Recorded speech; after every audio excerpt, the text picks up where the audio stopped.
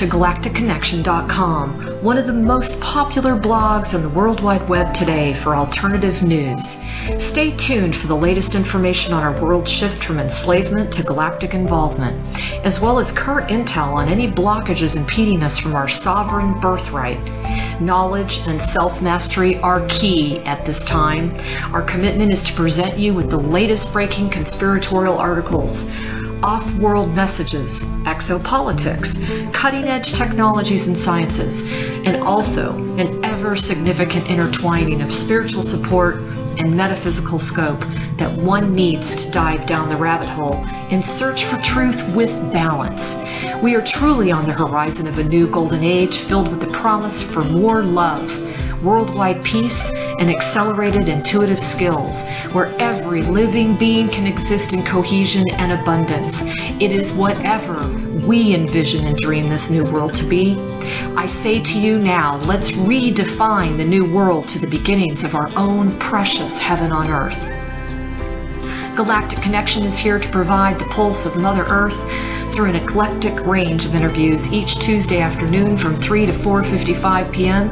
Pacific Standard Time, Station 2 on BBS Radio, expanding your perspectives on how we can once and for all take back our freedoms, our joy, and our connection with our mighty I Am presence.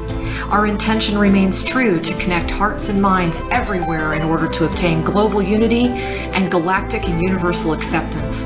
Our discussions will continue to cover anything to do with galactic society and our involvement with our galactic brothers and sisters. Our guests are experts in their fields, and our radio shows have been coined as some of the most thought-provoking out there. In addition to our daily blog, which runs 365 days a year, we also offer a realm of healing services such as our world-renowned implant removal processes, our spiritual past life clearings, our galactic violet ray alchemy from Alexandra, who shares in the lineage of Merlin, and other cutting-edge healing technologies. Check our site out at galacticconnection.com now, sending you a wave of light, love, and inspiration, and a personal hug and thank you for listening to our Galactic Connection radio show and visiting our blog today.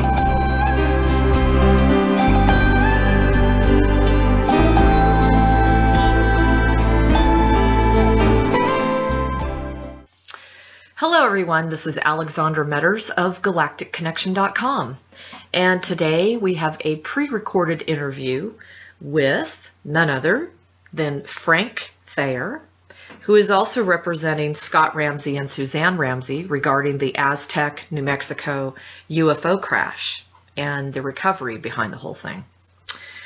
With that said, this will be a pre-recorded interview for March 8th, 2016 on BBS Radio, Station 2. So don't forget to check that out live from 3 to 4:55 p.m. Pacific Standard Time. Now, many of you know that we have a world-renowned implant removal process series, which is part 1, 2, and 3.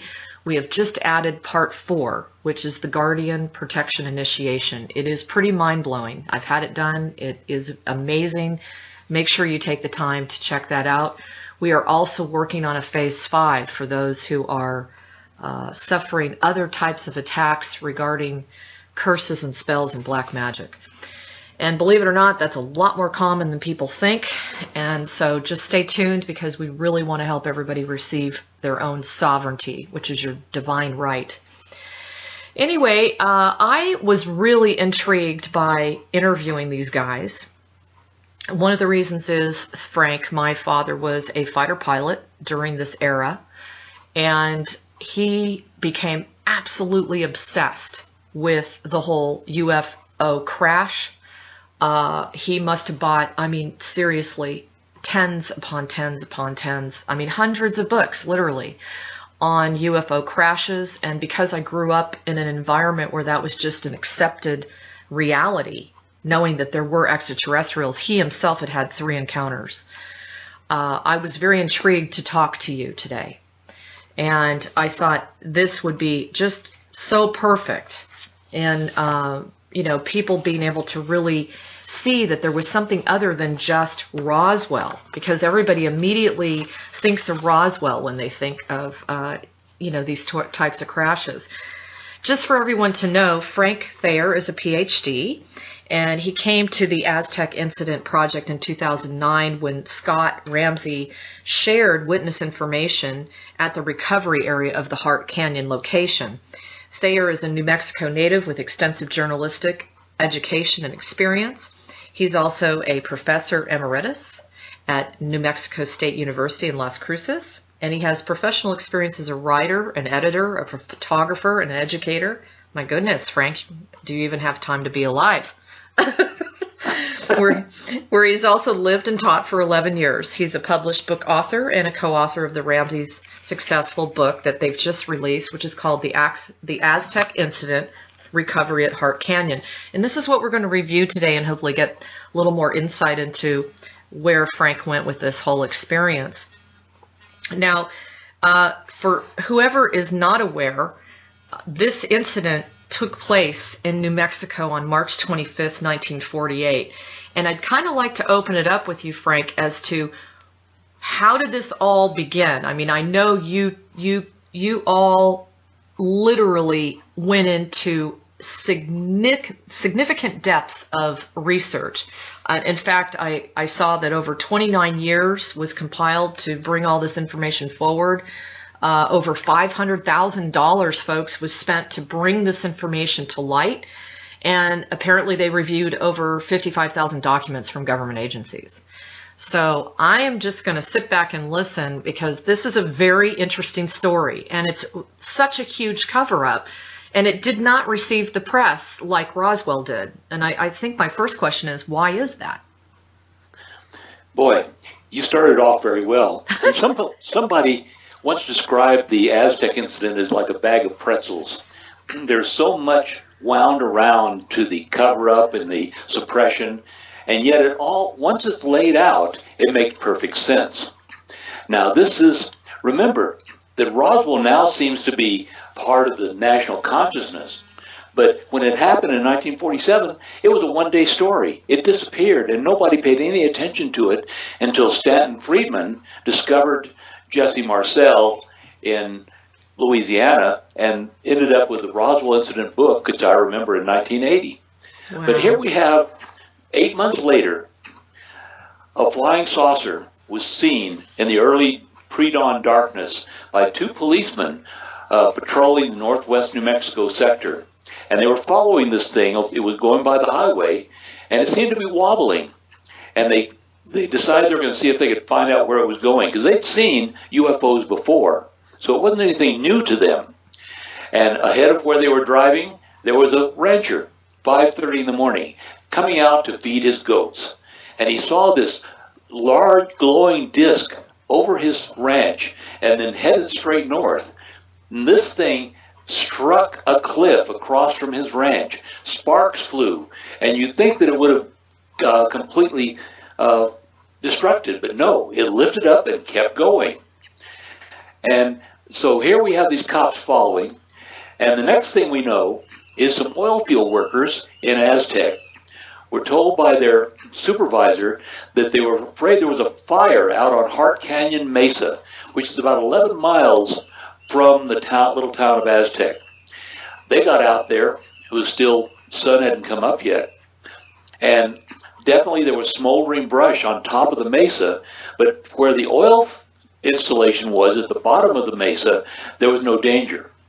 These two guys, they walk up on the mesa, and what do they see besides smoldering brush but a 100-foot diameter aluminum-colored disc sitting on the mesa, just sort of tilted over just a little bit, with the dome on the top and the dome on the bottom.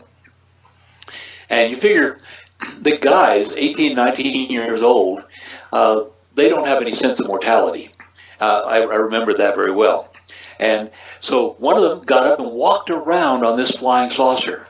Oh my God. And there he was, looking at this dome on the top, and he saw circles that he said looked like mirrored sunglasses. Of course, in 1948, there were no mirrored sunglasses. Mm-hmm. This is in the interview he had with Scott Ramsey many years later. Sure. And he got close to this porthole, and there was a hole in it about the size of a quarter. He peered inside, and he saw two bodies slumped over what appeared to be a console. And that's how it started. Amazing. Now, we go from there to a long, thin pole. And we think that maybe it was the oil field workers who used this pole before the military arrived. And they shoved it through this hole because there's no other seam in the saucer, no bolts, no nuts, no rivets. It appeared to be a single piece. And they put this pole through the hole in the porthole, and they hit a button somewhere inside, and the thing opened up. The saucer opened up. Wow. Now, you and I have both seen The Day the Earth Stood Still, the movie. Absolutely. And remember how this thing opened up, and apparently that's what it looked like. It just opened up, and they were able to see two bodies, dead bodies, in the top of the saucer. That's crazy. Now, I did read that there was speculation that there was up to 14 bodies. Is that what you think happened? That's right. Now, as these two guys were joined by other oil field workers, by a couple of ranchers, the cops showed up. They had found their way to the mesa. There are two cops on the mesa, and a total of maybe 16 people, including a preacher whose story is very interesting. And they discovered there were 14 to 16 bodies. There's some variation on that, but total 14 to 16 little guys, 38 to 42 inches tall, all clad in a single piece coveralls or flight suits, whatever you want to call it. They were dark blue, metal buttons, but no marks of identification or rank. And this is how it stood until the military arrived. Why did the military arrive? Well, go back to the rancher at 5:30 in the morning. When he saw this, he went to a nearby store to find a telephone. Private phones were rare in New Mexico in 1948. And he made a long-distance call to Albuquerque, to Kirtland Air Force Base, and to tell them that he saw something very strange. They took his report and said, "Don't worry about it, we'll be in touch." We've heard that before.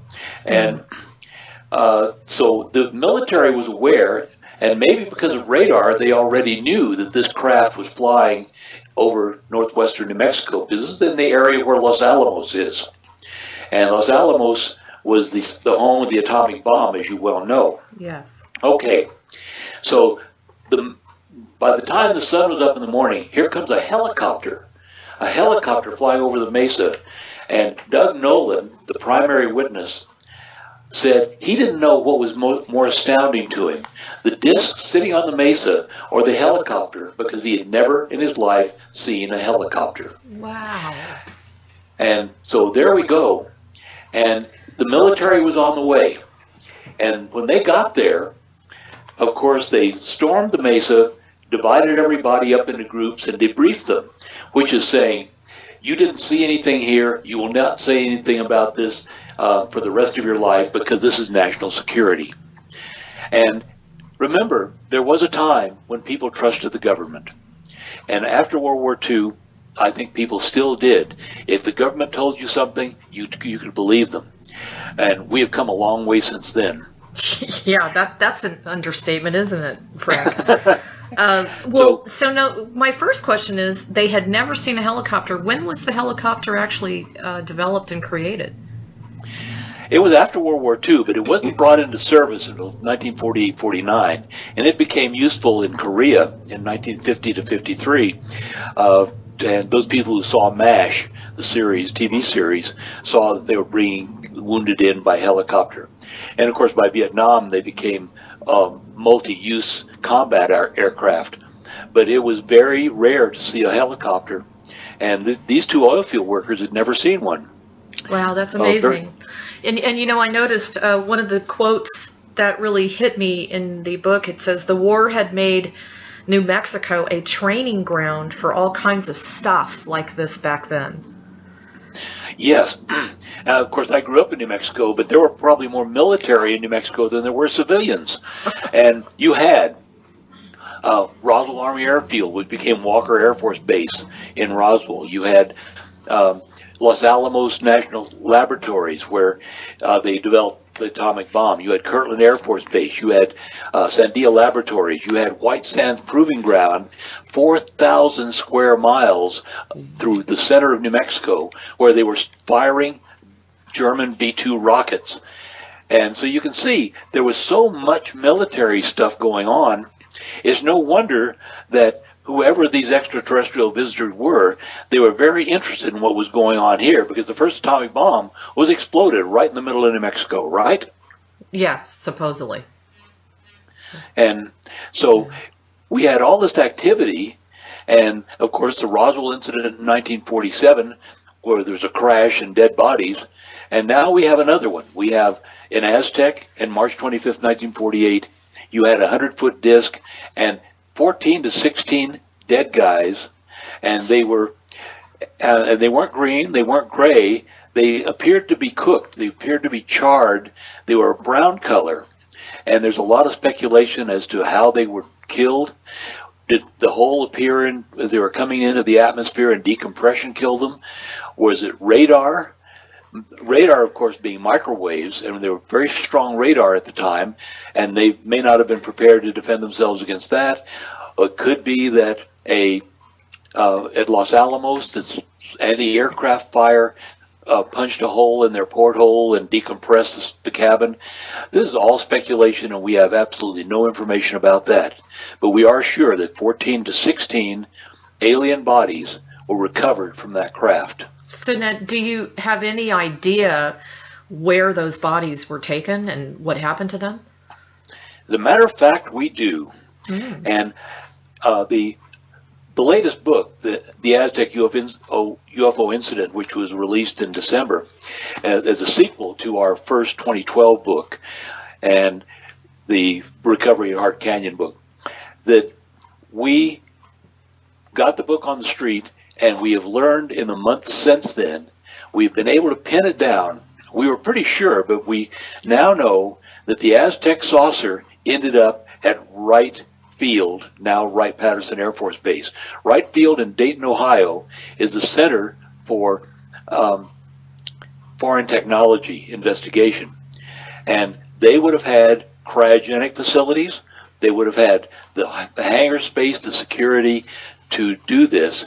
And in our next book, which looks like we're going to have to do this again, we have found somebody who did see the Aztec saucer at Wright-Patterson in the 1950s. Wow, that's a huge breakthrough, huh, Frank? It is, and it's only because this information is coming out, overcoming decades of the Aztec incident being called a hoax by the debunking community, whose main business is to debunk everything without ever researching it. Cushy job there. Yeah, no kidding. And would you agree that this is even more of a brilliant cover-up by the military than even Roswell? Well put. And I agree with that, because they blew it at Roswell. They put a story in the newspaper. And they were able to cover it up very quickly, and so that everybody forgot about it. But still, when they came to Aztec, they had their act together. They were able to completely take care of it and make sure that no story appeared in any newspaper. Unfortunately, they didn't count on the people, the research scientists at Los Alamos, who were investigating this, and spilled the beans to one of their pre-war friends. And these are scientists who worked with Vannevar Bush and during the war, very intense research to help us win the war. Sure. But they knew an oil man, Silas Newton. Silas Newton has become the most reviled character in the Aztec incident. Silas Newton was a millionaire. But he wasn't just a businessman. He was a geophysicist. He was college trained. He studied in Berlin, pre-war Berlin. And he knew these research scientists, and they told him the story about the saucer, because they thought that certainly the government's going to tell everybody about this within a few months. And this is how it got into a book, probably the most famous book of its era that nobody remembers, written by Frank Scully. Yeah. Frank Scully wrote Behind the Flying Saucers in September 1950. And he revealed the Aztec incident, and yet nobody remembers it. He sold 50,000 copies of the book. Nobody remembers it. And which shows how effective suppression can be and cover-up can be if the government really works on it. Sure. And we'll talk more about that as we go along. Sure. And Frank, that's just like, that's probably one of the most classic, groundbreaking books ever. If people haven't had a chance to buy it, you really should have it as part of your collection if you're fascinated with, flying saucers like I am. And, I was going to ask you, just to go back a little bit, you were mentioning that they're not quite sure how the actual saucer was downed. And I think what I read was that there really wasn't much damage to the saucer itself, but there was comments made about ducks being fried from the microwave radar waves. Can you comment on that? Glad you mentioned that. Yeah. Okay. Remember, there was no distant early warning line in North Canada at that time, but the American government wanted to protect Los Alamos and Roswell Army Airfield as well, because that was where the only atomic bomb squadron was located in the world. Mm. So there were 3 radar sites in northern New Mexico that were, and I've been to the ruins of one of them. It was an amazing establishment in its day. But the radar was so powerful, and remember, for your listeners' sake, that radar really is just microwave beams. The same microwave that cooks your breakfast is what they was sending out to bounce off of targets to come back to the scope. And the people who worked there at El Vado Station would go out, and they found birds that were half cooked from the power of the radar, and they found ducks. And they would take these ducks down to a restaurant a few miles from where the radar station was, and have the cooks prepare them for meals. And that's before radar was fine-tuned and sophisticated. So there was some consideration that maybe this powerful radar penetrated the saucers and killed those who were in it. Mm-hmm. And back then, of course, no one could have say, well, then it couldn't have landed. But today we know that we have drones that can do controlled landings without anybody around. And back then, aliens who go from interplanetary space probably had remote control abilities, had controlled landing facilities. So this saucer was able to set down gently, and there was absolutely no damage, no debris, nothing extra, just a tiny hole inside a porthole. That is so interesting. And, anybody who isn't well-versed on microwaving food, you know that when you microwave food, you kill anything that's alive.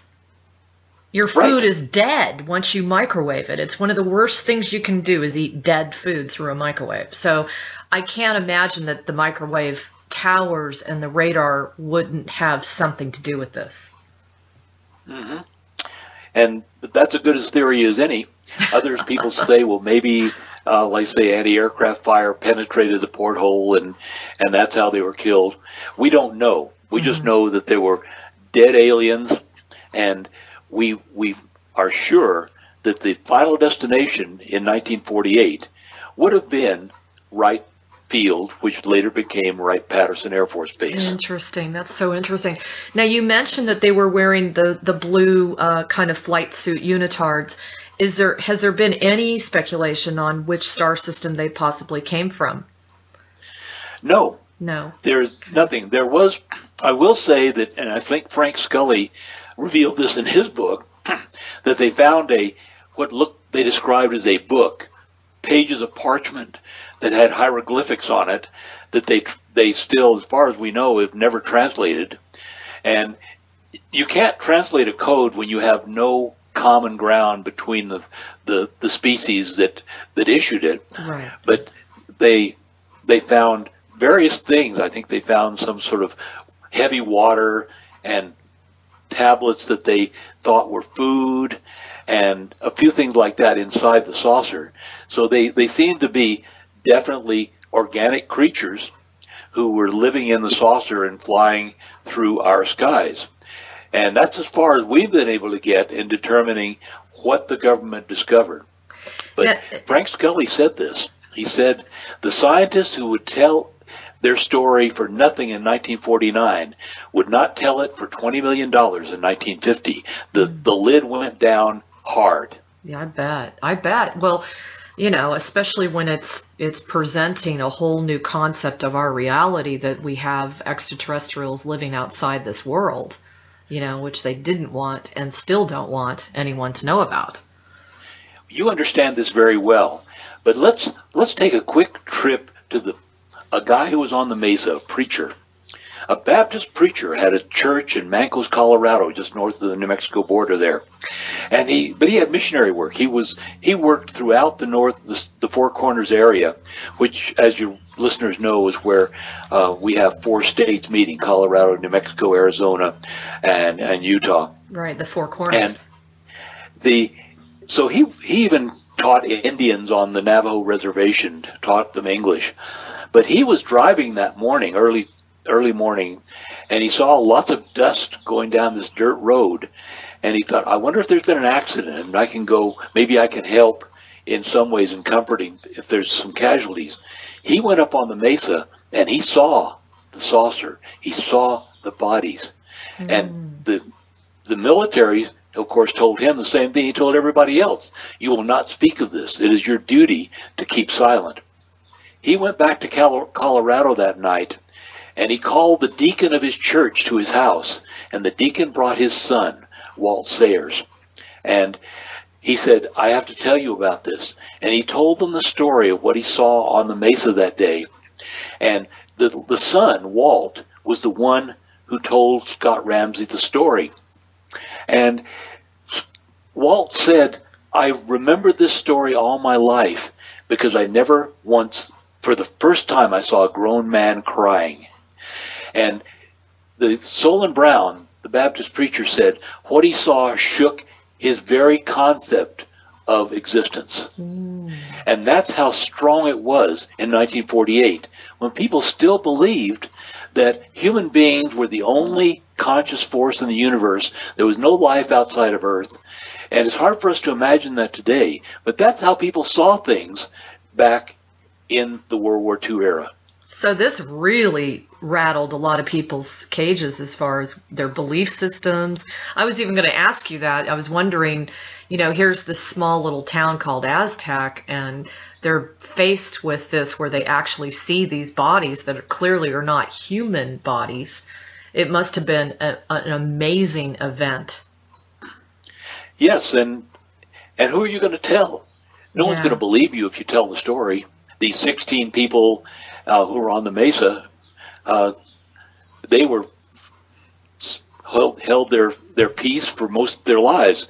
And if it hadn't been for Scott Ramsey locating 2 separate witnesses, people who were on the mesa that morning and didn't really know each other, went their separate ways, and didn't speak until they were their very much later years when their health was bad and they had nothing to lose. And he interviewed both of them, and they told their stories, and the stories were identical, down to the number of people they saw on the mesa, the 2 policemen, the size of the disc, the bodies, all this matched. Now, if you trotted 2 witnesses into court without collusion, and they told 2 identical stories, you could even convict O.J., right? Right. Interesting. Yeah. Wow. I mean, it's just, it still amazes me today how Roswell got so much press and Aztec has virtually never really been heard about. Now, I wanted to ask you, they mentioned that there was a sonic boom. Were you able to confirm that? Only one witness said that there was a sonic boom, and that was the rancher, Mr. Archuleta. And he recorded in his interview that he heard a sonic boom, which meant that the craft either was going very fast and then slowed down. Who knows? But he's the only one who reported that. All the witnesses in the early morning saw this disc wobbling as it flew, which meant that they thought that it was there may have been some problem with their navigation system. We only have that from those few sources. Okay. Now, can you describe the actual flying saucer, the details of its physical description first? Let's see if I can do that.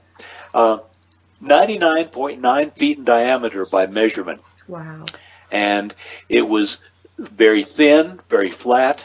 And Doug Nolan said that the rim, which was just a few inches thick, the very rim, had gold bands running around the circumference. The dome stuck up something like 3 to 4 feet above the surface of the disc. And of course it was sort of wedge-shaped. It was thicker in the center than it was at the edges. And there were portholes all the way around this dome. But it was smooth. There were no aerials. Again, there was no rivets, no seams. It appeared to be cast in one piece. And until they punched those buttons inside the cabin, it didn't look like there was any way in or out. And then it opened up, and they were able to see what was inside. That's amazing. Now, so, were there any artifacts removed from the actual saucer, Frank? Well, Frank Scully says yes, and the Air Force apparently thinks there were too. I think that there was a mention of a small cube, just a piece of metal, the size of maybe, they said the size of a king-size pack of cigarettes at that time, and that it gave out a tone every 15 minutes after the hour, and they didn't know what it was, whether it was a radio or a sensing device. And again, they said there was water, there was these food tablets of some kind, and when they got it to Los Alamos, apparently they did try to disassemble it to some degree, what was inside. And I would say, knowing how people are, that there were artifacts that were spirited off the site by the scientists and supposedly got around. And one fellow, we'll have to get into the University of Denver shortly, but a guy named George Kohler, who was an advertising executive for a radio station in Denver, Colorado, he bragged to some of his people that he'd seen that he had artifacts of some kind. And I don't think he ever did, but he paid a heavy price for that with the Air Force Office of Special Investigations, came down on him like a ton of bricks. Oh, I bet. And I did an interrogation of him. And in the book, we have the exact question-answer session that Kohler was smart enough to record. Now, when these guys were finished with him, they said, "We know you're recording this. Give us the tape." And he told his engineer, "Prepare the tape for the gentleman." And they went away with a blank tape. And we still have today, we still have that audio interview. It was done on a wire recorder. And most people today would not remember wire recording, but before we had tape recordings, before we had digital recording, it was a cabinet with these spools of wire that ran swiftly through the heads, and the audio quality is amazing. We have Doug Nolan's interview. We have Silas Newton's speech to the University of Denver, which I know we're going to get into.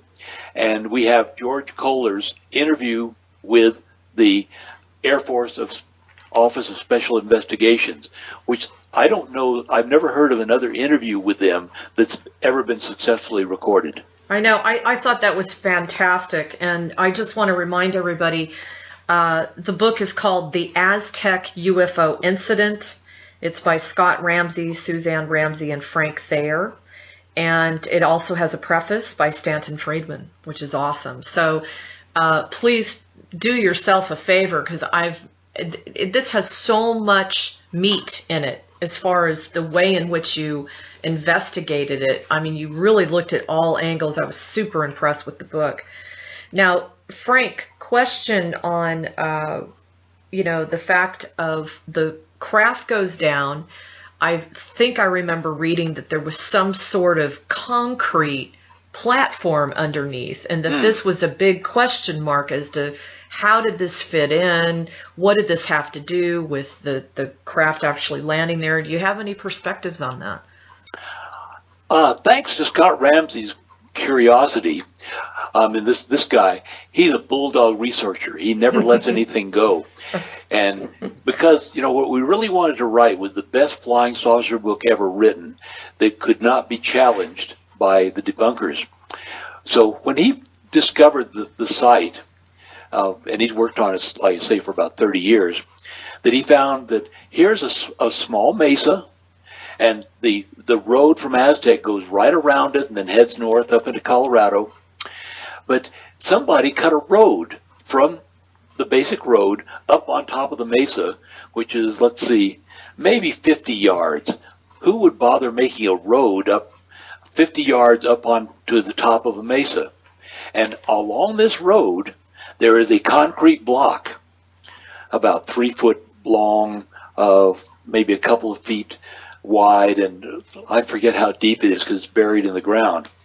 And there's no reason for that concrete block to be there unless you needed a footer or a footing for a crane. Because of the silt on the mesa, if you put the brace for the crane in the dirt, it would not hold. When you lifted something heavy, the crane would tip over. Sure. So the speculation is that concrete block was the support for this heavy equipment when they actually lifted the parts of the saucer and put it on trucks. That's amazing.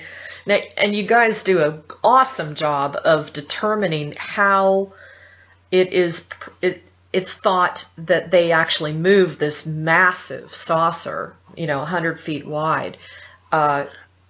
Was it something like, did you actually walk the location of the crash, Frank, yourself?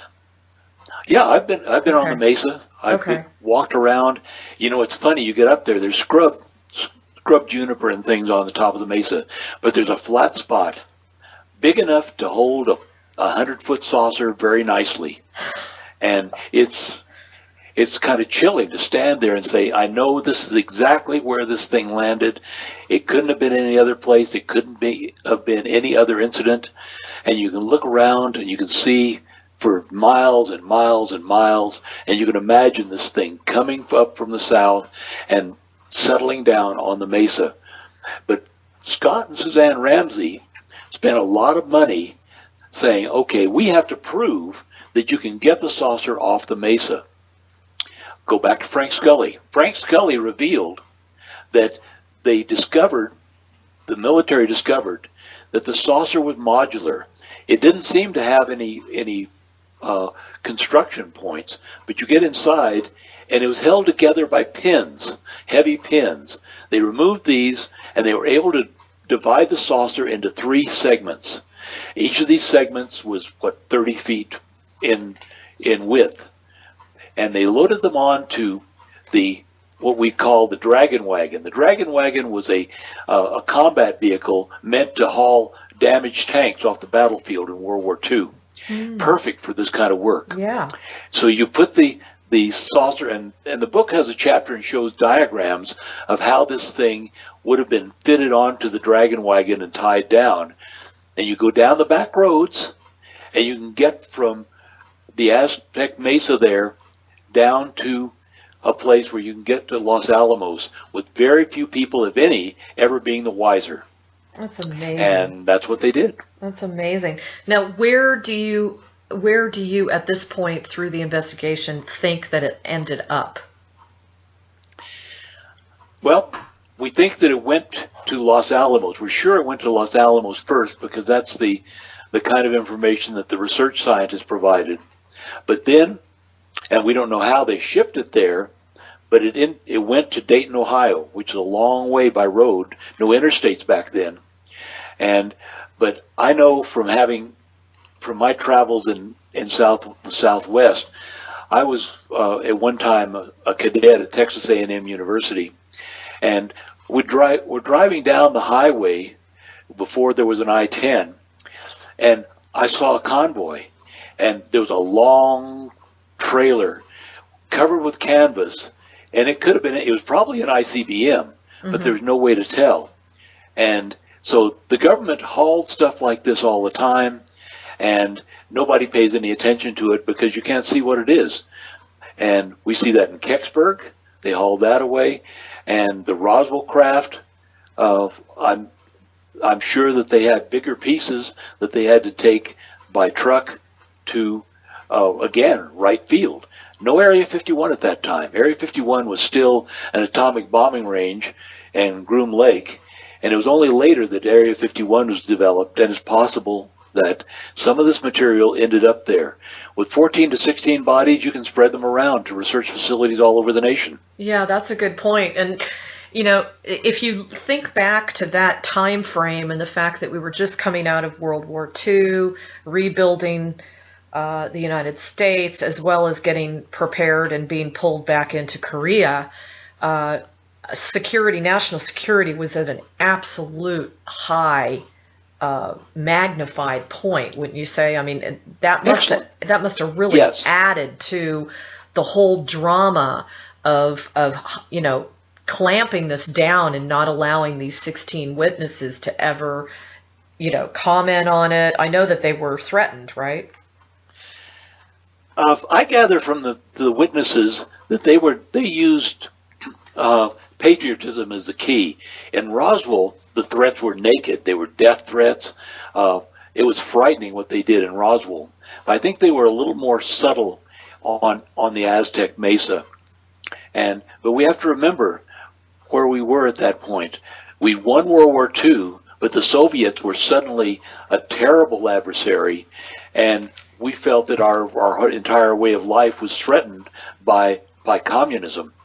And so I think that anything that they could do to protect technology, to get an advantage over the Soviets, they would do, and they do whatever they could to protect it.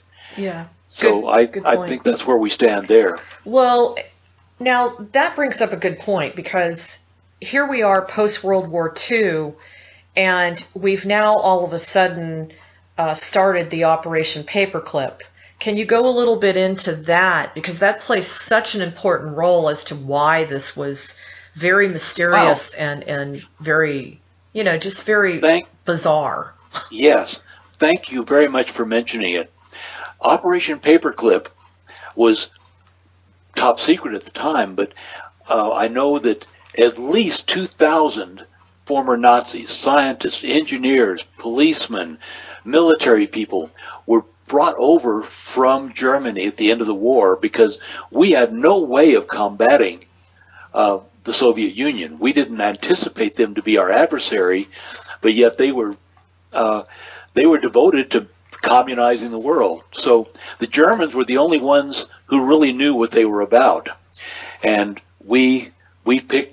Even war criminals came over here to work on our projects, and so we had many of the people who were experts in aeroforms and propulsion. And let's mention here, there was no visible means of propulsion in this saucer. No jets, no propellers, no rockets. It was a solid piece of metal, and yet it flew and went from planet to planet. We had no idea what that was. Mm-hmm. And I suspect that we've made progress, but I don't think that we've mastered it yet, the idea of magnetic field propulsion. And there's a lot of research that should be done on that. But the Germans had also done some research in this area. So some of them went to Wright Field, some of them went to Los Alamos, some of them went to White Sands Proving Ground. And right here in Las Cruces, where I live, there was an entire colony of German scientists, Nazis, who were brought over. And they lived cheek to jowl with people in Las Cruces, and people didn't even know they were here. You can keep a secret if you want to. It's like the greatest secret never told at that time, in my opinion, because, there's so much evidence that Hitler was obsessed with this and was light years ahead of a lot of the other nations on the planet. You said that. You said it. You're right. In investigating the saucers and propulsion and that kind of thing. And I just think it just goes to show you how there's just this massive network cover-up on a very high elite level within the world leaders. Just the fact that here we are in World War II, fighting the Nazi regime, and yet here's Operation Paperclip going on, where hundreds of them, if not thousands, are brought in through Mexico to do this types of investigation, research, etc. It's mind-blowing. Yes, and it makes perfect sense. And people say, well, you couldn't keep this a secret, but yet look at the stealth fighter, the F-117A, developed at the Skunk Works out in your direction. And hundreds of people worked on this craft, and nobody ever said a word. No secret ever got out until this thing was seen over Iraq in Operation when we began to attack Iraq. And this shows that secrets can be kept and will be kept by the government. If you're working for the government and you're worried about your pension, if you're in the military, you are never going to reveal anything because you can lose your entire livelihood overnight. And your family. Yeah, yes. You know, I mean, they don't screw around. They're going to take out your wife, your children, your parents, whatever, in order to make it clear that you don't cross that line of not keeping those secrets. I'm afraid it's true, and this is just the exercise of power. And I also remind your listeners that probably our elected representatives, our presidents, they don't necessarily know anything about this. This is kept from them by the power elite, who are, some people call it the shadow government. And we don't investigate this at all. We are concentrating on proving to everybody that the Aztec saucer was real. It came from outer space. There's no other explanation, and there were aliens aboard. Yeah, and take it from there. That's a good point too, Frank, because it's suggested that there's even 33 levels of security clearance above the president. So I mean, we look at the president, and it's all been deliberately designed that way. Yes. Now, before I forget, I thought this was fascinating. Can you talk a little bit about the cleanup crew? I thought that was just fascinating. How they go about removing this sort of crash, because apparently I think your book goes into a lot more detail about how there were apparently 4 of these total around that time frame. Mm-hmm. Good. I think that, and it doesn't matter whether it was an airplane crash or a UFO crash, that they are going to make sure that when they leave the area, it appears nothing ever happened. They bury everything that they're not carrying away with them. In the Aztec case, they replanted trees, and there's an aerial photo on our 2012 book that shows the mesa, and you see the photo, and there's some trees that are planted in a straight line. Nature doesn't plant trees in a straight line, and so they definitely have done this, and we point out in the book how, say, well, certainly the personnel records would show these people were working on the Aztec recovery. No.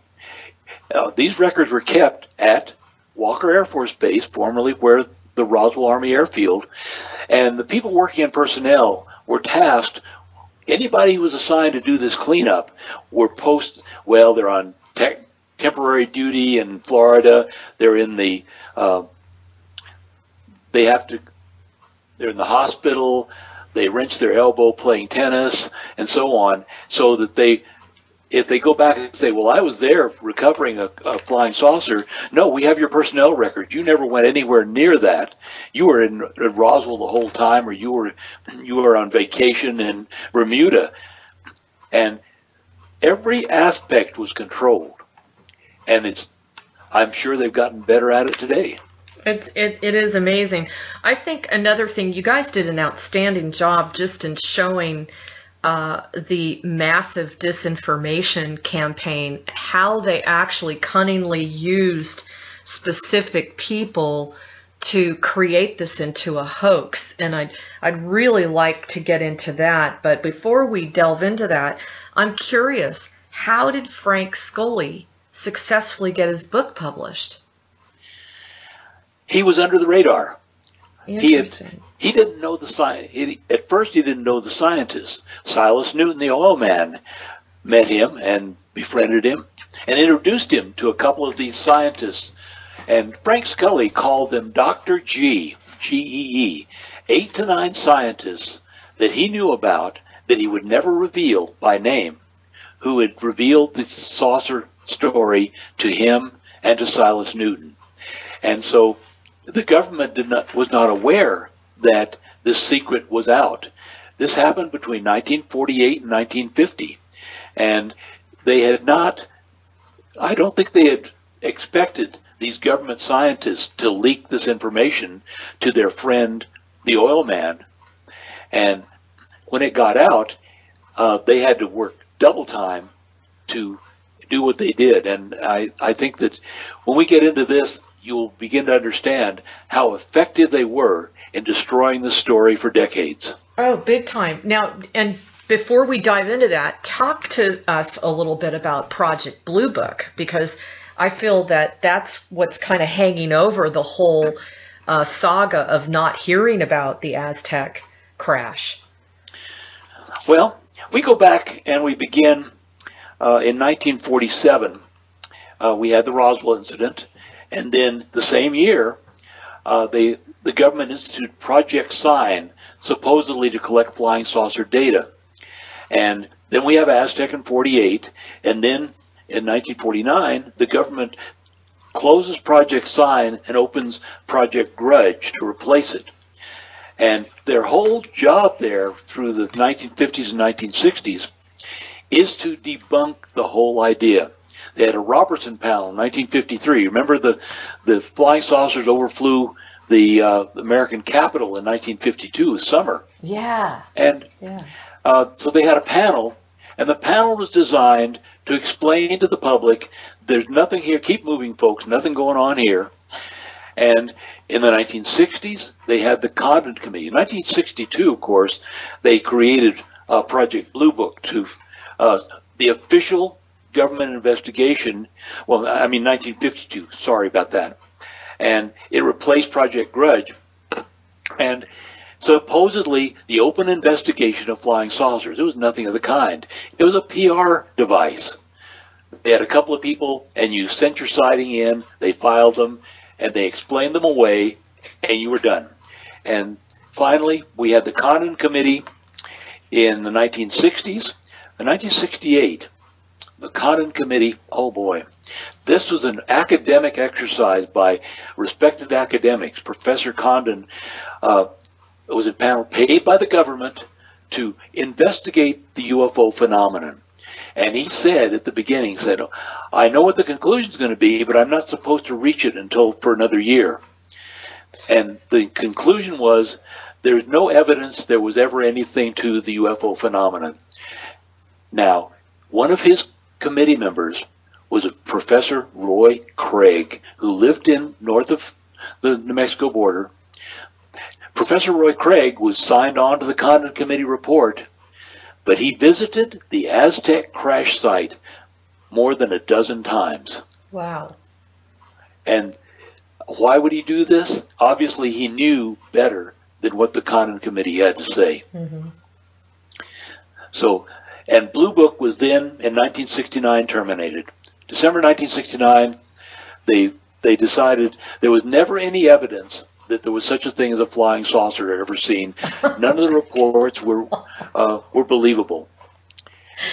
I mean, it's ridiculous. It's laughable, And yes. And the fact that they created, Grudge and Sign and Blue Book, and really what it was also designed to do was just to collect all the data and keep it repressed. In addition to the disinformation program out to the public. Yes. And we have the Professor Donald Menzel of Harvard was one of the members.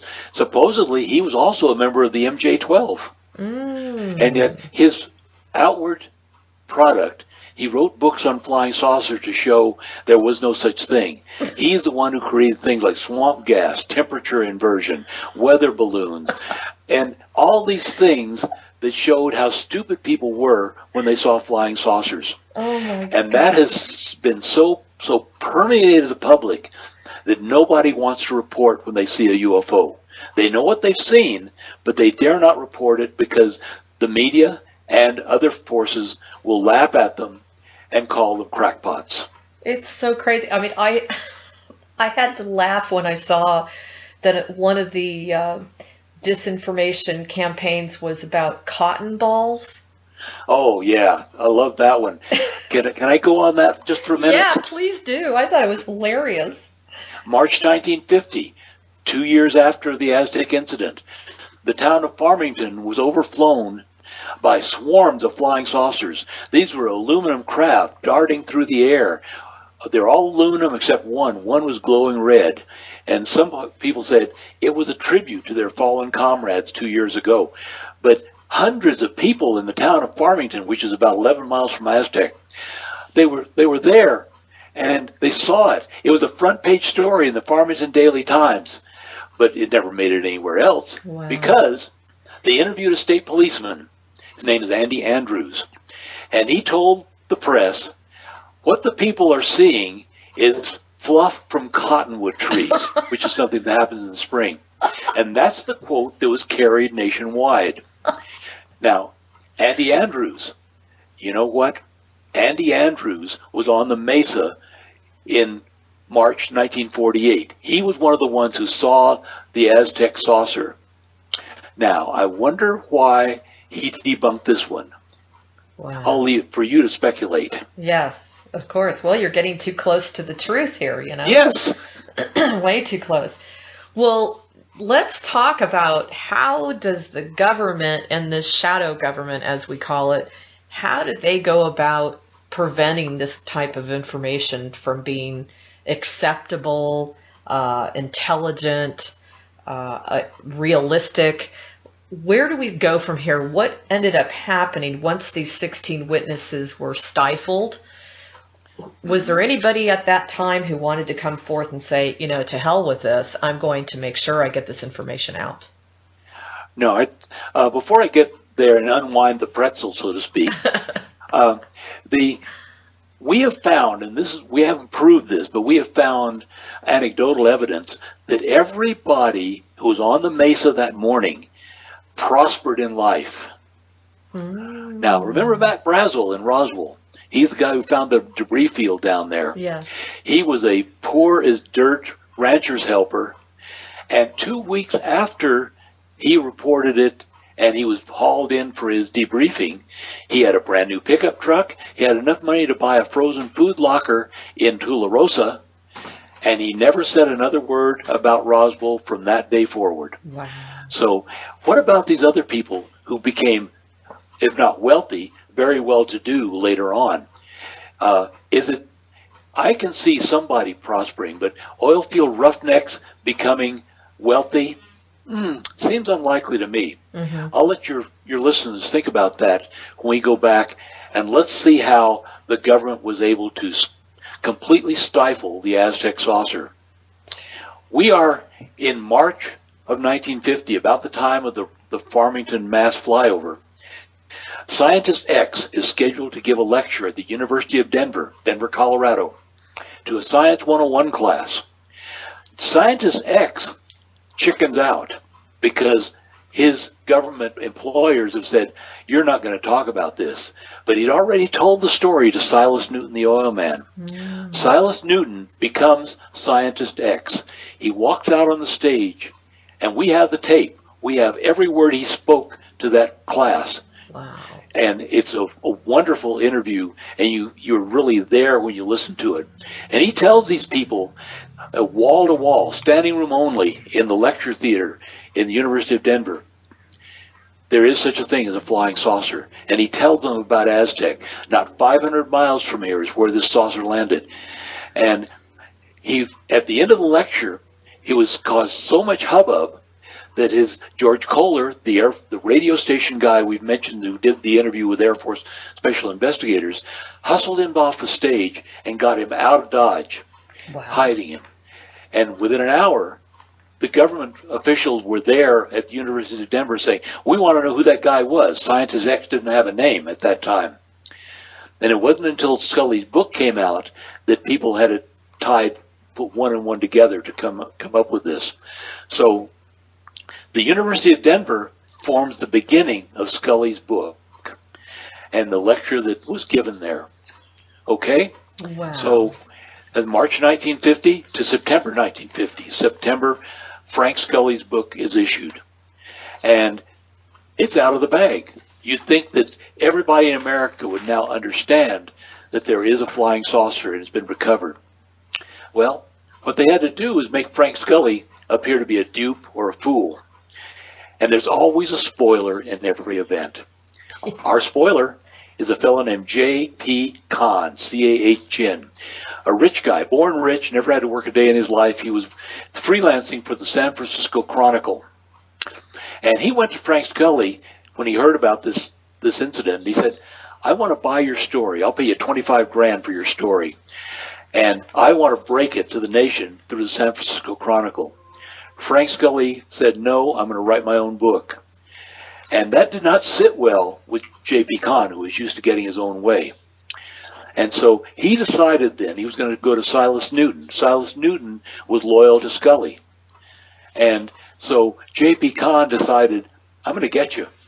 He started a vendetta. He went to the FBI to try and get dirt on Silas Newton. He told Frank Scully, if you will report that you were duped, I will support you. And Scully said, no, the story is the story. And granted, he didn't write it as a scientific story. He wrote it as in breezy journalistic style. But we have found that everything he put into his book is verifiable. Frank Scully was no fool. He was a professional. Now, J.P. Kahn is wandering around California, Arizona, Colorado, trying to get dirt on Silas Newton. He finally finds a businessman in Denver who thought he got a bad deal from Silas Newton, selling him a worthless oil detection device and so on. Filed charges in the District Court of Denver. In 1953, Silas Newton and his partner Leo Gebauer were hauled into court and accused of fraud.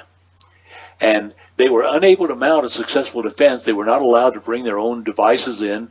They got an Army surplus device. This is like the one that Silas Newton sold to Herman Flater, the guy who filed charges.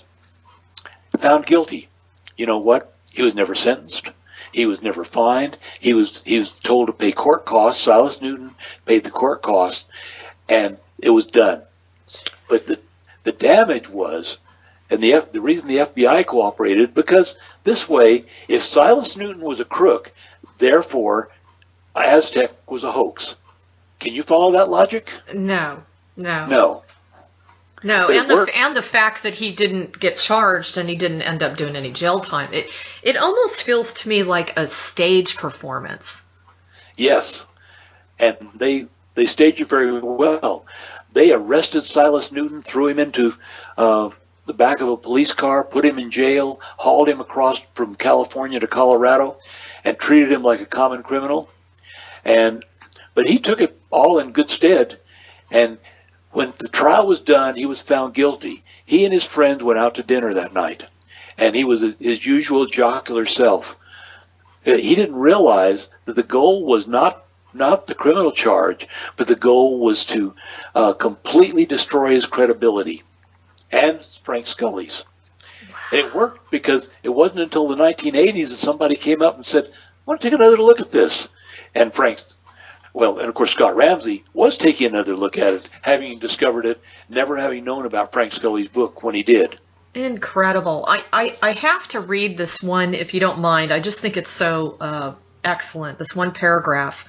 And it's actually in Frank Scully's writing, his own handwriting. His own writing, I should say. It says, this vicious circle had now gone to criminal, if not psychopathic, lengths. When one understands that Kahn's driving motive was to make a fast fortune and thus get out of the wage slave class overnight, it's easier to understand his reversal once his Caesarean ambitions were thwarted. He abused my home and hospitality. He sought to destroy a circle of friends who had known and trusted each other for years. He threw scandal around like confetti. He cooked up libels by the dozen. He proved himself a louse in the blouse of journalism, a dangerous man in America, though possibility not without value if shipped abroad, and handed the role of agent provocateur to some unfriendly foreign power. Oh my God. It's like a perfect example of how the government works. Yes. And Scully nailed it right there. And, but I have to say this about Kahn. He was an excellent writer. He wrote an article in True the Men's Magazine in 1952, September, Flying Saucers and the Mysterious Little Men, an extremely long article that had nothing to do with flying saucers, nothing to do with little men. All it was an indictment of Silas Newton, Frank Scully, Leo Gebauer, just to say that they were hoaxers, they were con men, and that nothing ever happened.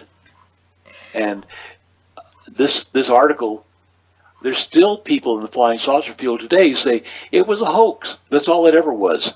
But they never did any investigation. And thank goodness people like William Steinman and Scott Ramsey and then the rest of us looked at the evidence for what it was. And it is one of the best proved cases of saucer recovery that we've got. I bet.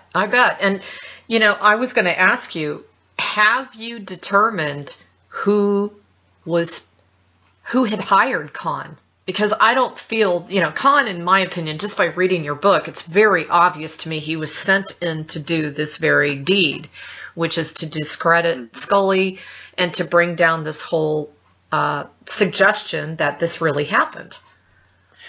We don't have any idea who his consorts were, but we do know that he was extremely angry when Scully wouldn't sell him the story. This was going to make his future to write about a flying saucer recovery in the San Francisco Chronicle. And when he didn't get it, he was determined that he was going to bring down the entire house. And he went directly to the FBI to try and get information about Silas Newton, who was, of course, being a wealthy man, had a file. And they found that Silas Newton was a patriot, even if he did vote Republican. And he was really, but then I think that he probably had a lot of conversations with government people who encouraged him to go after and perhaps funded his vendetta as he went through the Southwest, digging up dirt, trying to find ways to get to Scully through Silas Newton and his partner Leo Gebauer. And so ending up with the charges being filed against Newton and Gebauer in the Denver court. J.P. Kahn was at the trial in November 1953. Why would he be there? He had nothing to do with the trial. Yes, he did. It was his instigation and his energy that brought this about. I don't know how much the government was involved. I don't know how much of it was a vicious feeling of revenge that was part of his character. One can never know. We tried to cover it as best we could from what information we could get. Unfortunately, J.P. Kahn died before Scott Ramsey was able to find him. He died a few months before he was located. You know, Frank, that feels like such a huge missing piece, because it's really apparent to me. This is a man who actually got Hoover involved through the FBI and really delved into this whole, disinformation campaign and like slandering Silas and Scully to such a vengeance and to such an expertise, the way in which they did it and the manner in which they did it. It's got government all over it. They were cold. They were just cold. But they could do that to anybody, because you and I both know that every human being has events in their life that, when held out to public scrutiny, make them appear to be less competent than they really are. Mm-hmm. And that was the job of J.P. Kahn through this magazine article and through other the charges that were filed, to show that Frank Scully didn't know what he was doing, that he was he'd been duped, he'd written a story that never happened, that Silas Newton was an evil con man who was just trying to enhance his oil interests, and that Leo Gebauer was the proprietor of an electronics shop who manufactured doodlebugs, which are those oil detection devices, and some of them didn't work, but apparently the one that Silas Newton had did work. And then J.P. Kahn was saying, what this really is they're trying to say that the doodlebug was created by aliens, and they never said that. The scientists that Silas Newton knew worked on geomagnetism, and it was technology that was emerging, and today is just common practice for finding things under the ground. Yeah, but I think the other thing that was important about it was it could find metallic objects under the ground really easily, right? Mm-hmm.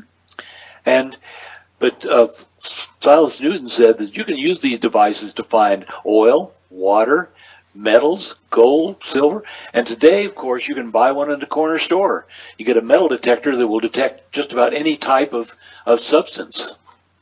Was this relatively new, this device? I mean, how long had it been around? I don't know. I think that the research had started before World War II, before these scientists had gone into government service, and continued after World War II. But their work became classified during World War II. Well, a lot of these people became very famous industrialists. They helped form Texas Instruments, which was one of the early electronic monsters that really created calculators and things that we use today. But I think that if you look at it, you say that the secret couldn't be kept, and so Silas Newton knew about this, and he probably had oil detection devices that he worked with the scientists to perfect.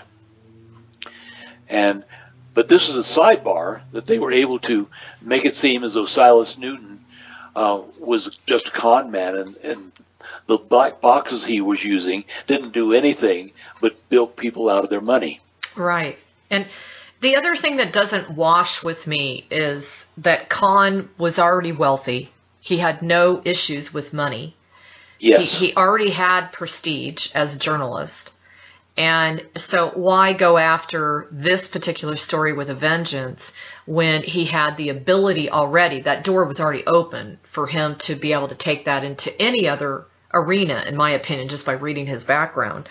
And the other thing I was going to ask you was, now didn't Silas present him some artifacts? Didn't he show Kahn some? I think that was like the beginning of the end for Silas. And of course that was in the article that he wrote in True Magazine, J.P. Kahn, that supposedly Silas Newton had artifacts from the Aztec saucer, and J.P. Kahn stole some from him, but they turned out to be plain old aluminum, and were frauds.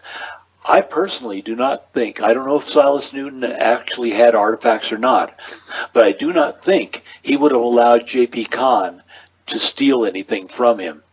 But it shows the character of J.P. Kahn if he is willing to pilfer something from somebody whose confidence he was trying to secure.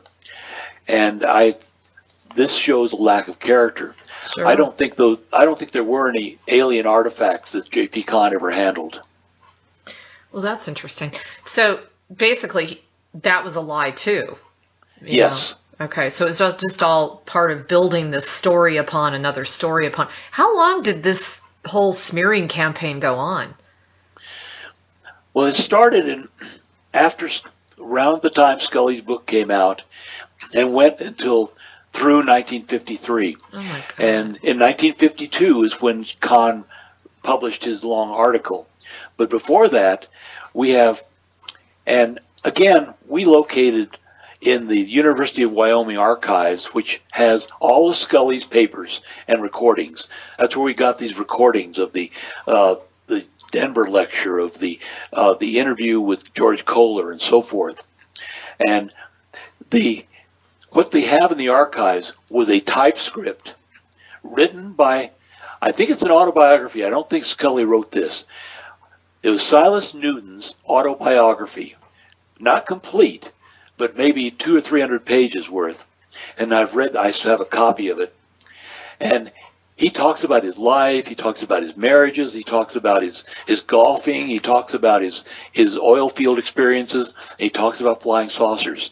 And in this autobiography, he is 100% saying, I believe this. This really happened. I'd staked my reputation on it, and he did. He staked his reputation on it, and he never wavered from that, and neither did Frank Scully. They knew the story, and Silas Newton told Scully, "We have done much good." And they, to the very end, they believed that they told the American people the truth. Jeez, that's crazy. Well, so what ended up happening? Can you share a little bit about what happened the day of the actual court case? In court. The trial lasted several days, and you had Silas Newton and Leo Gebauer as defendants.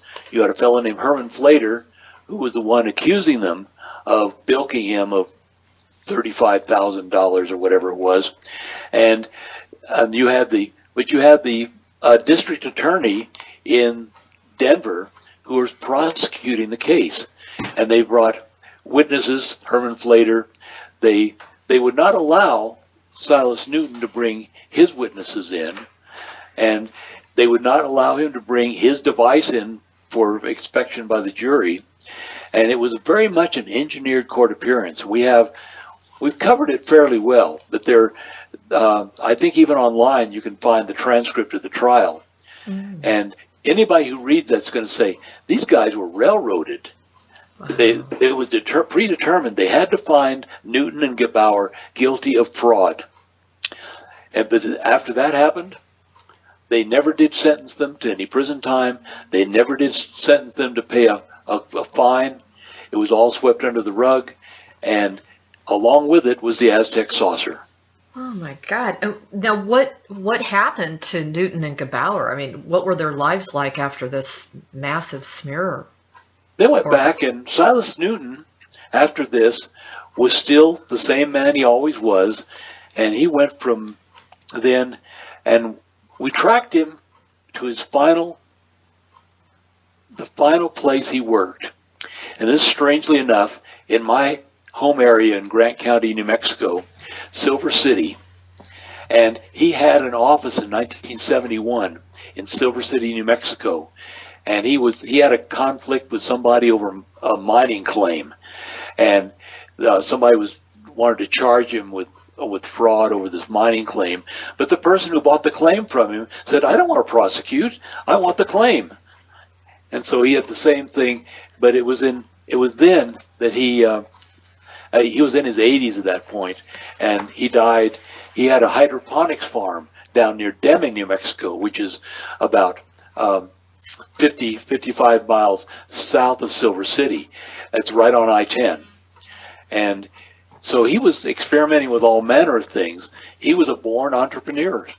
He made a tremendous fortune during the Depression. And can you imagine 1935 having $25 million? I can't. That would be an amazing fortune in today's dollars. Absolutely. And so he was not a dumb man. I'm sure that he did some sharp deals in the oil business. You have to. But when you read his autobiography, he had a big heart. He married a woman who was a sports writer in New York, and she got cancer, and she had a year to live. He told her, you have never learned to spend money. He gave her $1 million and said, I want you to spend every penny of this. And she did before she died, the year before, in the year that she died. She spent every penny of that $1 million. And I think that shows what kind of a heart he had. Yeah. How cool is that? Yes. That's awesome. Well, and again, just so if people are not familiar with this, the book by Scully is Behind the Flying Saucers, because we are making reference to it an awful lot, and it's really worth having in your library. Now, getting back to the actual crash itself, were there any other broken parts or pieces that were found, or anything else that you guys were able to get your hands on as far as pictures or documentation, anything like that? No, again, there was no damage to this craft. It was taken apart and moved intact to Los Alamos. Now, some people have investigated the Mesa, and William Steinman, who did a foreword for the book, he was the first one to write a book after Scully, and he released it in 1986, UFO Crash at Aztec, a well-kept secret. And I didn't discover his book until 2006. That's how well-kept the secret was, that he never sold more than a dozen copies of the book at that time. Oh. Now his book has become very sought after by flying saucer researchers. And he read Frank Scully's book, just as you and I have, and he got in a car and drove all the way from California to Aztec to check it out. And he discovered that Frank Scully was right on all accounts, and Frank Scully had never been to Aztec. So Frank Scully's story was verified by him. And his book came out in 1986. Scott Ramsey hadn't seen it, and Scott Ramsey had gone out to New Mexico as part of his day job, selling magnetic wire for winding generators and that kind of thing. And he heard two guys talking about, where are you going this weekend? We're going to go out deer hunting. Where are you going to go? We're going to go out to Hart Canyon by the old crash site. And he said, what, crash site? And he pumped them for information, and they said, it's supposed to have been a spaceship that landed out there. You know what stories are like. And he found out where it was. He went out there, and as with Steinman, they found some curious things on the Mesa. Steinman found some things lying around and buried, old Army C ration cans and foil wrappers and clips for the M1 Garand rifle that used to hold eight rounds of 30-06 ammunition, and some things like that suggested a military presence had been on the Mesa. And in 1986, there was a fence on the top of the Mesa. It's now broken down because it's become such a popular place for local people to go. And so those are the kind of artifacts that remain. You mentioned photos. In the book, there's a great story about photos for sale, a sting operation that happened in Denver, the Edelweiss Cafe. Somebody supposedly named Klein went to the Edelweiss Cafe to try to buy photos of the Aztec crash in 1950. And he was going to buy these photos from a fellow named McLaughlin. And the reason we know this is because these are U.S. Army documents depicting the attempted purchase of these documents. Now, this guy Klein didn't exist. So he was obviously an agent of some kind trying to buy photos. Now, if there was no Aztec crash, why would the government want to pay $1,500 for a set of black and white photos? In 1950, you could buy a brand new Buick for $1,500. So that's something to ponder on. It's a very interesting story to read in the book. It's amazing. It just keeps going and going. Back to William Steinman, which, of course, his reputation precedes him. He apparently had quite a bit of, let's just put it this way, disadvantageous experiences after he came out with his book, right? Ah, what a euphemism. Yes. He was working in the aerospace industry, and his bosses told him, don't publish a book on flying saucers. He published the book with a fellow named Wendell Stevens, who since died, but he lost his job. He got death threats. His midnight phone calls, things like that. And he had to leave. He was living in Arizona at that point, and he had to leave Arizona and go into seclusion, and decided that he never wanted to be a part of the UFO research from that day on. He has since warmed to it again. Scott Ramsey has made contact with him, and he's become a lot more open about it again. And I think he realizes that his work was not in vain, that what he discovered really had added to research, because William Steinman located a scientist named Sarbacher, who had found out from Wilbert Smith in Canada that the flying saucer was a higher secret than the H-bomb in 1950. Wow. Which is pretty good secrecy level for something that doesn't exist. Amazing. Yeah, I was just about to ask you about Sarbacher, because apparently he really gives a lot of credence to Scully's material as well as, Yes. as Steinman's. And can you talk a little bit about he and his background? Sarbacher was definitely a research scientist, and he was a highly respected professor as well. And he did geomagnetic research in his own. But he met this fellow Wilbert Smith, who worked for the government of Canada, and Smith was very open and said, yes, this really happened. And Sarbacher wrote a letter to William Steinman where he said outright that the facts in Scully are substantially correct, period. Interesting. And this is an astounding thing, and Steinman made the mistake of sharing it with a couple of UFO colleagues who promised confidentiality. It's like telling your best friend, don't ever tell anybody but. And you know that by the end of the day, it's going to be all over Facebook. Yeah. So I think that that Steinman was very disappointed that his friend didn't protect his confidentiality until he published it in his book. But the letter from Sarbacher is one of the most important foundations for the Aztec incident going forward, and that happened in 1986. Well, and he also brings forward naming the scientists. Now, get the names: John von Neumann, Vannevar Bush, Robert Oppenheimer. Oh my God! Well, Oppenheimer was at Los Alamos at the time. We have not been able to link him to the flying saucer thing, but Vannevar Bush was in charge of U.S. research during World War II. He was the man in charge of all these scientists. And of course, Scott Ramsey has been to archives all over the country, running down the biographies of the scientists that we believe were the 8 to 9 scientists that Scully named as Dr. G.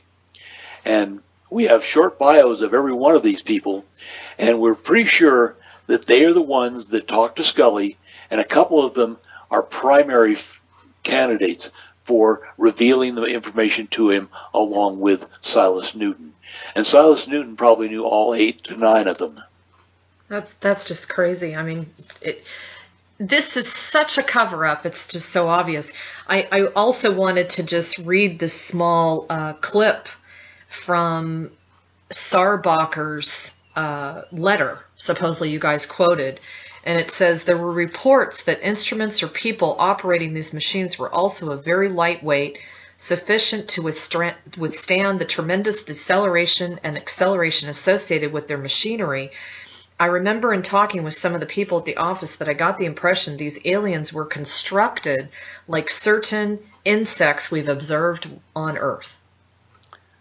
Yes, isn't that interesting? Very. That the idea that these may have been manufactured organic beings rather than what we normally think of as humans, and we don't know how close that was, but certainly the things that we've read about from Leonard Stringfield and other researchers that are not really verified because he could never reveal his sources, but that they were some species were apparently very different from humanity. Others were very similar to people, and I think the discussion of the Aztec people was their heads were slightly larger than ours. They were smaller in stature.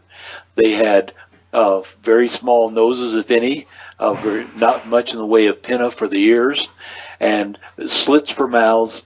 And Scully says that the teeth of the aliens at Aztec were perfect, and they seem very similar to those described from Roswell. But we know from Paul Hellyer, the Canadian defense minister, that he says outright, and he's not a lightweight himself, he says there have been upward of 50 species of aliens identified. And it shows just how much is hiding under the surface of the cover-up.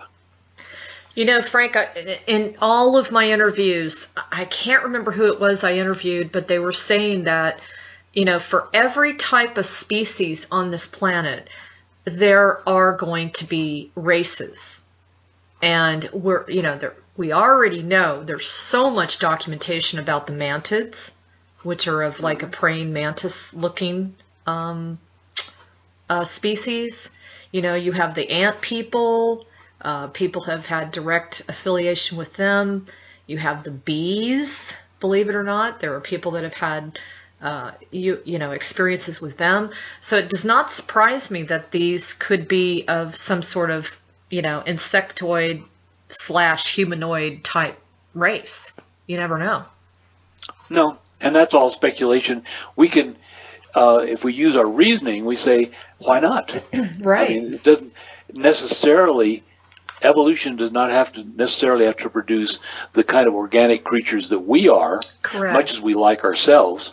But that there can be, I like the idea that there are reptilian creatures out there as well, because reptiles are very, very good candidates for survival. I mean, they survived the dinosaur era, and they're still around. So, but that's something we don't get into very much. We're content to prove that there was an actual object from space landed and recovered, and bodies recovered, and there's no way you're going to talk us down from that. Yes, you guys have done an awesome job. Now, can you talk to us a little bit about the mysterious scientists that were involved in working on these crafts and analyzing these beings that were removed from the craft? Because you do a really thorough expose on that. Mm-hmm. Well, we have, and again, we tried to keep the key scientists' bios as short as possible. We have Cecil Green, Patrick Hegarty, Eric Johnson, Carl Hyland, Karcher, Schmidt, Peacock, Dick McDermott, John Tate. I think that Dr. Hyland, Carl August Hyland, could have been the Scientist X originally scheduled to make the lecture at University of Denver. And I say that because he had an office in Denver at that time. And he's the one who could have gotten cold feet and said, I can't talk about this anymore. He may have scheduled it months ahead of time in late 1949 and decided that the government had convinced him that it's in his better interest never to speak of this again. And that's why Silas Newton went on stage instead of him in March 1950.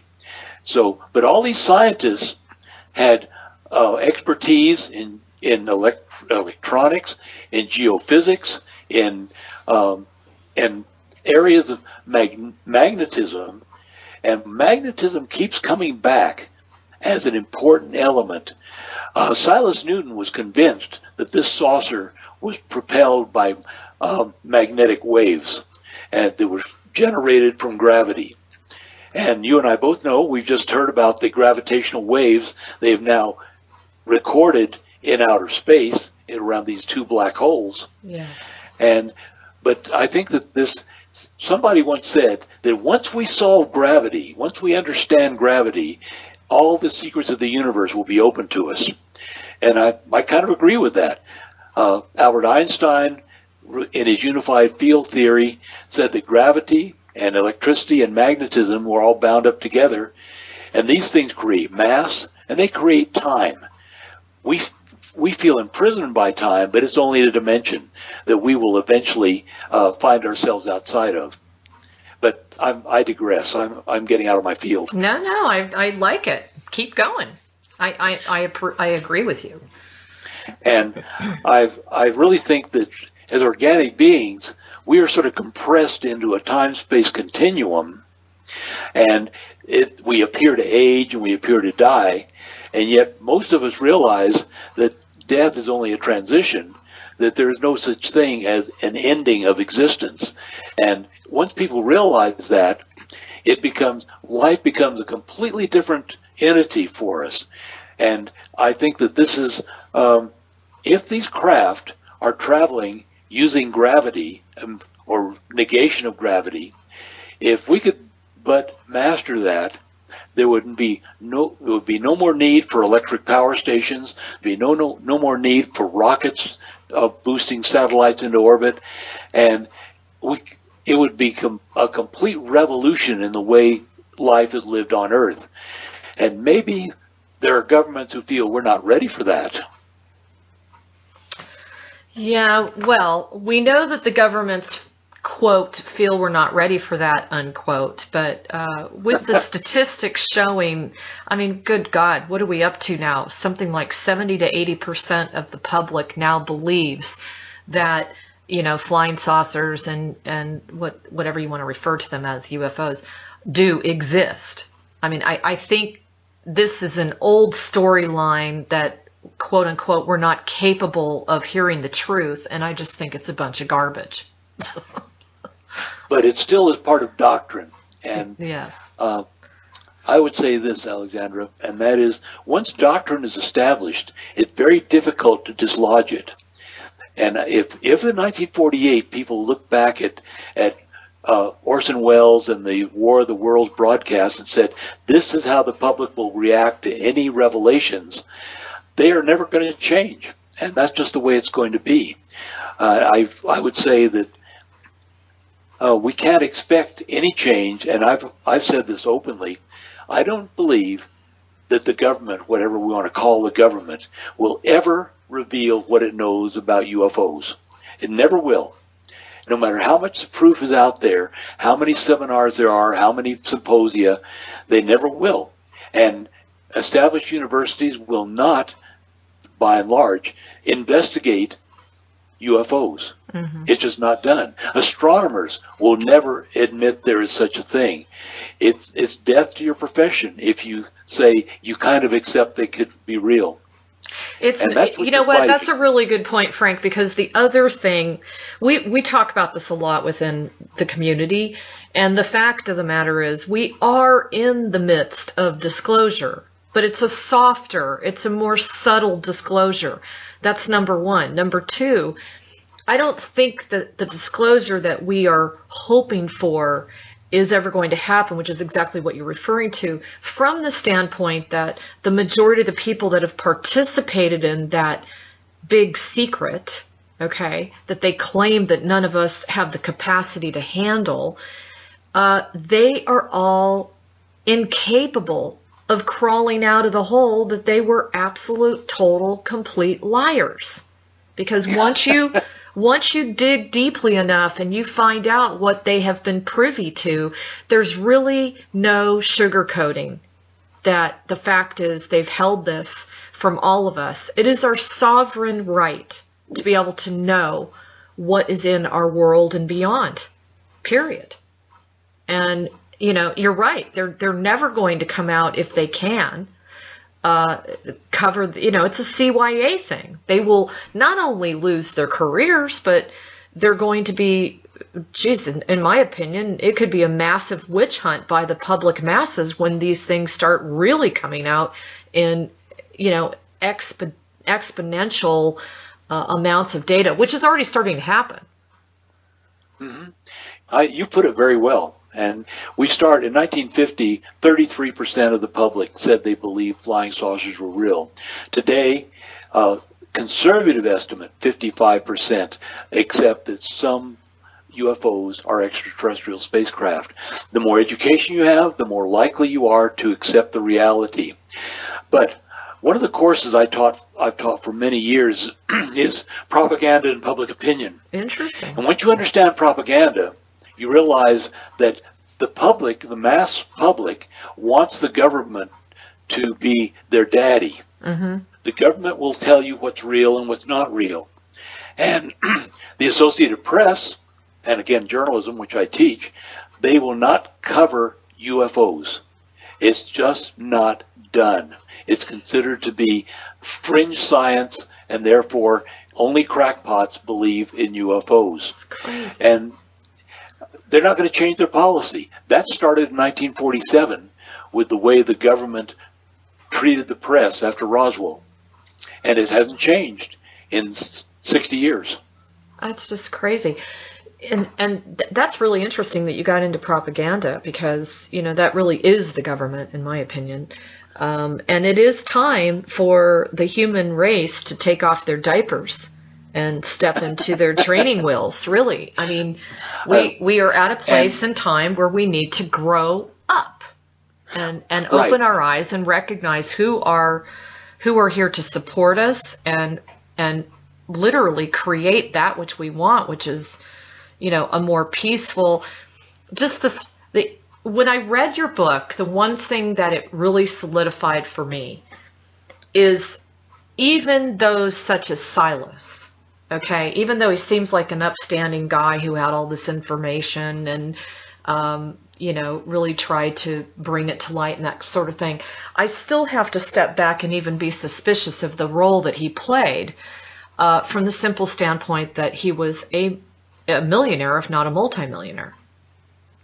And he'd never even saw jail time. And, walked away from the whole thing kind of like, okay, we're done. That was a great stage performance for the public. There's almost like a feeling of being paid off to keep all the distraction going on around this court case, so that in the meantime, the government and the black government, I should say, the shadow government, is analyzing these bodies, trying to figure out what star system they're from, trying to figure out what they eat and why they're here, and what is it that they want to bring to the world to really open our eyes and bring our awareness higher. I don't know how. Can you imagine someone like Silas Newton or even Frank Scully not realizing the firestorm that this would create? Correct. To them, they had just found something very interesting and they wanted the public to know about it. But I think that we cannot imagine the relationship of Earth to the other members in the cosmos. I'm a part-time herpetologist. I love snakes. And I go out on the highway at night in the summertime, driving along, and I see something in the highway. I stop with the blinding headlights, get out with my camera, pick up the snake, take a picture of it, make some notes, put it down, and go on. Now, what does a snake know about what just happened? He says, what just happened to me? Exactly. And the same thing with flying saucers coming down, bright lights, people experience things, and then they go away. Maybe abductions or whatever. I know you talk about that at times, and with implants and so on. Right. And we have no idea what these external experimenters or observers are doing and why they're doing it, because we are not yet at the point where we want to even discuss it with them. Exactly. But I think the government may already have made some arrangements with them, but we don't deal with that at all. We're content to just prove one incident and get it out of the hoax category and make sure that it's an established event that no one can ever refute. No, and you guys have done an excellent job. And, before we tie things up, I just want to ask you if there's anything else that you feel we haven't touched upon as far as, what you felt was the most blatant piece of evidence or information that shows beyond a shadow of a doubt that this did occur. I think it was the two witnesses separately interviewed, identical stories, so identical that they could not have made this up. I think that you've covered it so well. Thank you. Think that we just need to mention that the Aztec UFO Incident is available at Amazon, at Barnes & Noble. It's you can also get a signed copy by going to the aztecincident.com, all one word, the aztecincident.com. And you can find some reference to it also at you can write to me through my website, frankthayer.net. But the book is available, and I think it's a good read. We spent a lot of time on it. It's not just good research. I think it's also a good story. Yeah, it is. It is. It's really well done. And I do want to just remind everyone, these folks are not made of money. They've done used a lot of their own personal capital. I spoke with Suzanne just the other day, and if you can support them just in the way of purchasing this book, it would be greatly appreciated. And again, it's called The Aztec UFO Incident. You can find it on Amazon, and you can also reach Frank at frankthayer.net. So, Frank, is there anything else you want to say before we tie this up? No, we're hoping to go ahead. We've got some more information. We're hoping that we are going to, in the next year or two, come up with a third book that will tell us more about Wright-Patterson Air Force Base and what happened to the saucer after it was recovered. Oh, that'll be fascinating. Then we get into some really good, juicy pieces of information, huh? I hope so.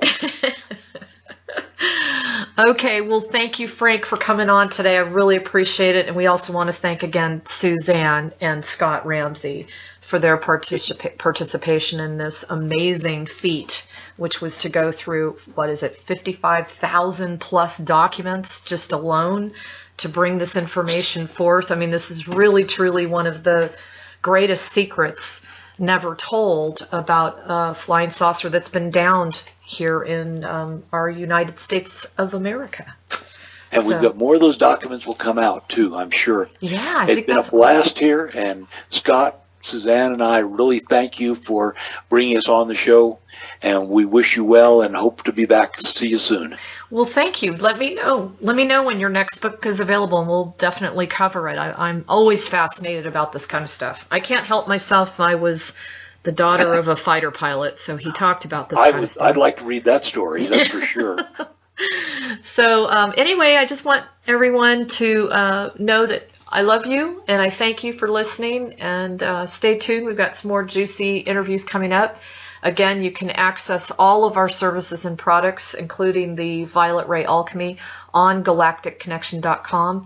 And do not forget, we do provide you the newsletter. It's 365 days a year, folks. We do this gratis. It's a lot of work, and it's a lot of time, and we give this to you as our gift so that we can raise the awareness and also bridge the gap of the spiritual community with the ufology community and the conspiracy community. I think we're doing a pretty good job, and we need all of you to continue to support us. So anyway, lots of love. We thank you so much. Stay tuned.